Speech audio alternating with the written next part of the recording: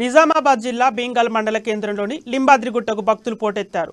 దేవి నవరాత్రులు ముగియడంతో పాటు విద్యా సంస్థలకు సెలవులకు చివరి రోజు కావడంతో భక్తులు పెద్ద సంఖ్యలో స్వామివారి దర్శనానికి మొక్కులు చెల్లించుకుంటున్నారు. జిల్లా నలుమూలల నుంచే కాకుండా మహారాష్ట్ర నుంచి భక్తులు తరలివచ్చారు.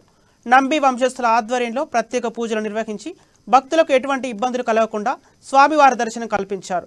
భక్తుల రద్దీ ఎక్కువ కావడంతో ఎస్ఐ రాజ్ భరత్ రెడ్డి పోలీస్ సిబ్బందితో భారీ బందోబస్తు ఏర్పాటు చేశారు.